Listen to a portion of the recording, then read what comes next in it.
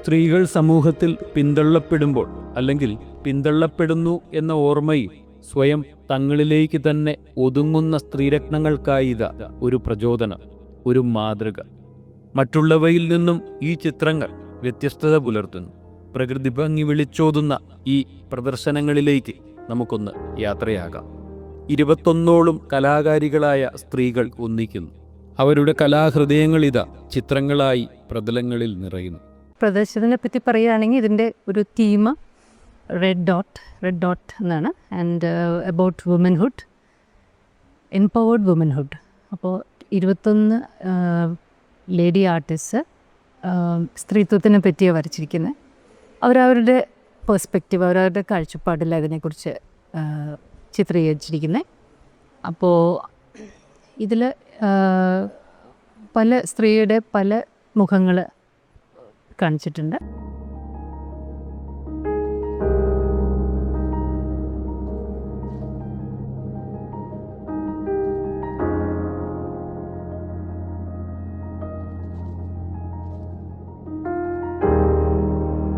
ഒരു സ്ത്രീയുടെ ഒരു സ്കാർഡ് ഇമേജാണ് ഞാൻ കാണിച്ചിരിക്കുന്നത്. ഉള്ളിൽ എല്ലാ സ്ത്രീകൾക്കും, ഇവിടെ ഞാൻ പരിചയപ്പെട്ട എല്ലാ സ്ത്രീകളും ഏകദേശം നമ്മളെല്ലാം ഒരു ബാക്ക്ഗ്രൗണ്ടിൽ നിന്ന് വരുന്ന പോലെ തന്നെ എനിക്ക് തോന്നി.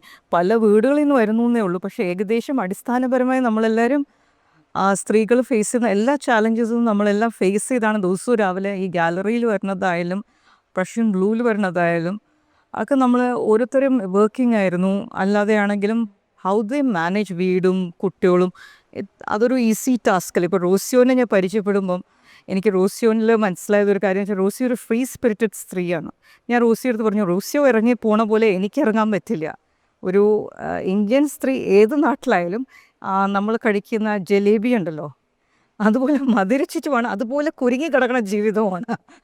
അതുപോലത്തെ ജീവിതമാണ് ഒരു സ്ത്രീയുടെ അടിസ്ഥാനപരമായ ജീവിതം. ഇവിടെ ഞങ്ങളുടെ പ്രദർശനം വളരെ വെൽ റിസീവ്ഡ് ആയിരുന്നു. വരുന്നവർക്കൊക്കെ ഒരുപാട് വെറൈറ്റി ഉണ്ട് ഇവിടെ. ഒരുപാട് വൈവിധ്യങ്ങളുണ്ട്. കുട്ടികൾ വരച്ച പടങ്ങളും സ്ത്രീകളുടെ പല മുഖങ്ങളാണെങ്കിൽ എല്ലാവരും പോർട്രേറ്റ് മോഡിലാണെങ്കിലും വെറൈറ്റി ഉണ്ട്. അപ്പോൾ ഒരുപാട് ഇതുകൾ ചെയ്തിട്ടുണ്ട്. അപ്പോൾ ആളുകളുടെ ഇതൊക്കെ നല്ലതായിരുന്നു, വളരെ നല്ല റെസ്പോൺസായിരുന്നു.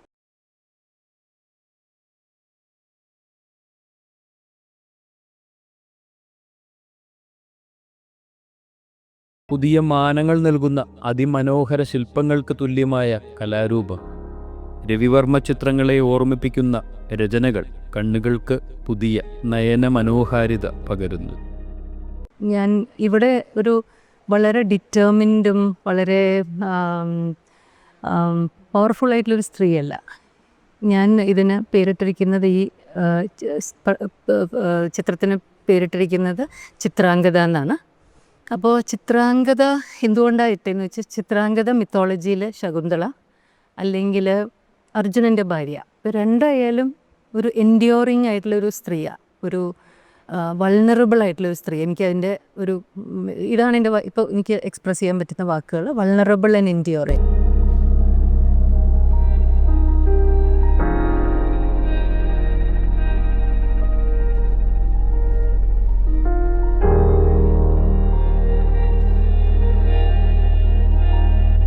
പാഷനേറ്റാണ് ഞാൻ.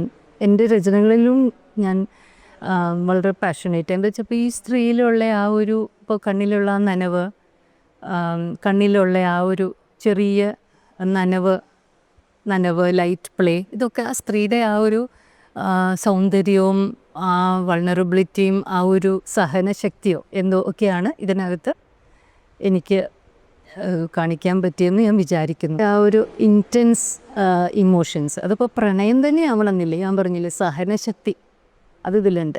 സഹനശക്തി ഇപ്പം എല്ലാ സ്ത്രീകളും സ്ട്രോങ് ആൻഡ് പവർഫുൾ ആയാൽ പറ്റില്ലല്ലോ.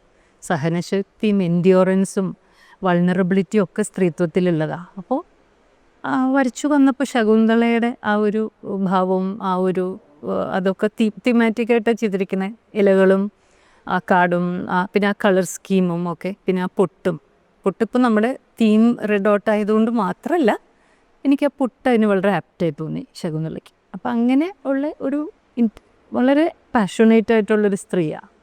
പാഷനേറ്റ് എന്ന് പറഞ്ഞാൽ പ്രേമം മാത്രമല്ലല്ലോ, ഒരുപാട് വികാരങ്ങൾ കൂടുന്നതാണ് പ്രണയം ഓർ പാഷൻ.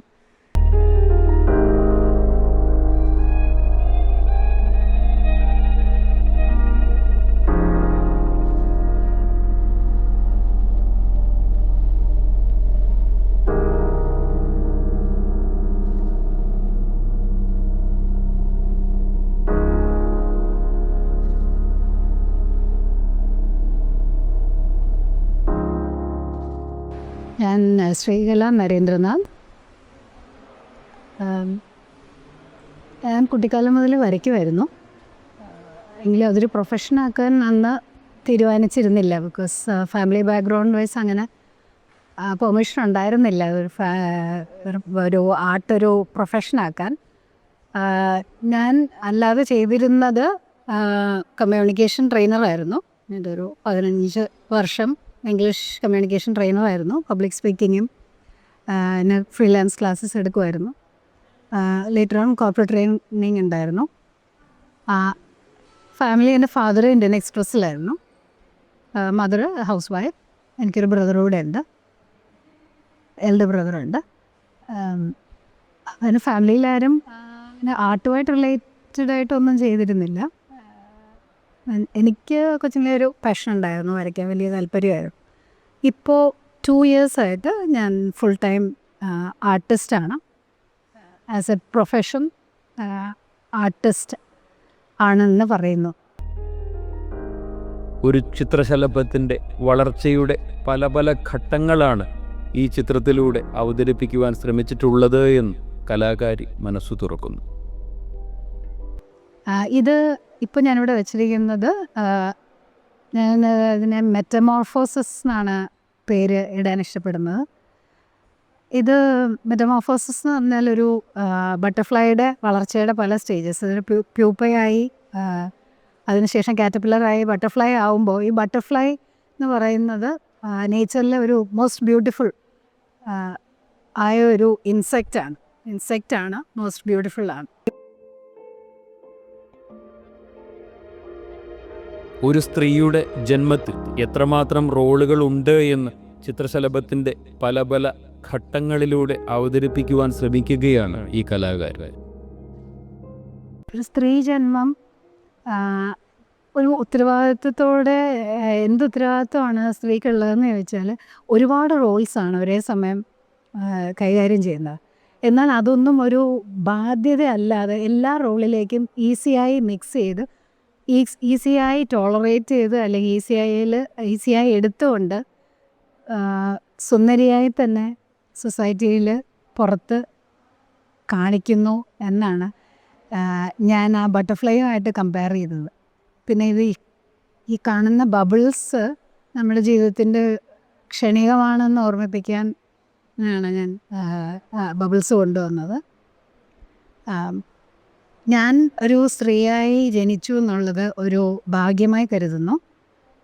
പല റോളും ഞാൻ എൻ്റെ കഴിവിനൊത്തവണ്ണം ഭംഗിയായി തന്നെ ചെയ്യുന്നുമുണ്ട്. അപ്പം അതിലൂടെ പുറത്ത് സൊസൈറ്റിയിലേക്കൊരു സൗന്ദര്യമാകാൻ എനിക്ക് കഴിയുന്നു എന്നാണ് ഞാൻ വിശ്വസിക്കുന്നത്.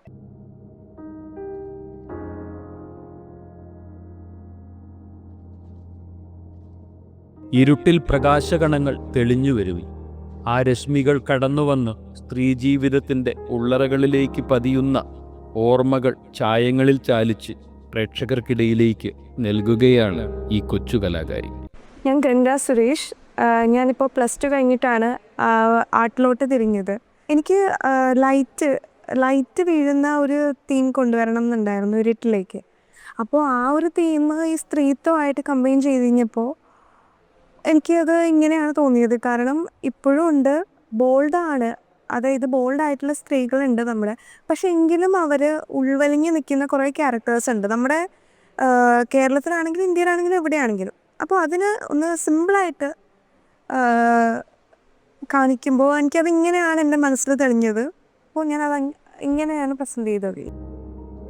യഥാർത്ഥമായി എവിടെയോ ഒളിപ്പിച്ചു വെച്ച ഒരു ലൈറ്റിൽ നിന്നും പ്രകാശരശ്മികൾ കടന്നുവന്ന് ഒരു സ്ത്രീയുടെ മുഖത്തേക്ക് പതിക്കുന്നു എന്ന് തോന്നിപ്പിക്കും വിധമുള്ള രചന ഈ കൊച്ചു കലാകാരിയുടെ കഴിവ് എത്രമാത്രമെന്ന് വിവരിക്കുവാനാകുന്നില്ല.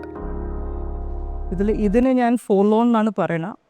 ഇത് റിസറക്ഷൻ, ഒരു സ്ത്രീയുടെ പല മൂഡും ഭാവങ്ങളാണ് ഞാൻ ഇതിൽ പൊട്രേ ചെയ്തിരിക്കുന്നത്.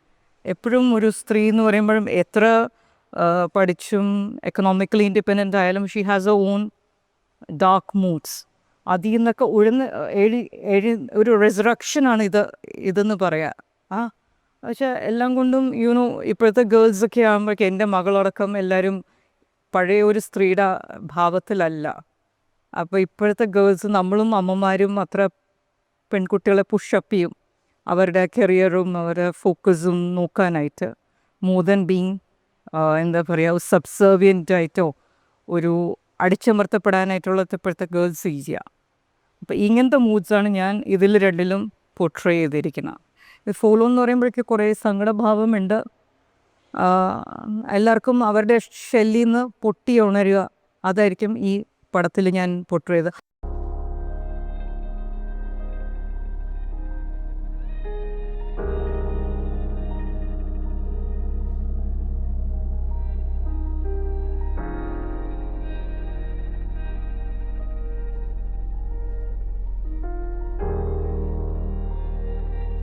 റെഡിഷ് ആക്ച്വലി നമ്മൾ ഈ റെഡ് ഡോട്ടിൻ്റെ കൂടെ കോറിലേറ്റ് ചെയ്യാനായിട്ട് വേണ്ടി ചെയ്തു എന്നേ ഉള്ളൂ.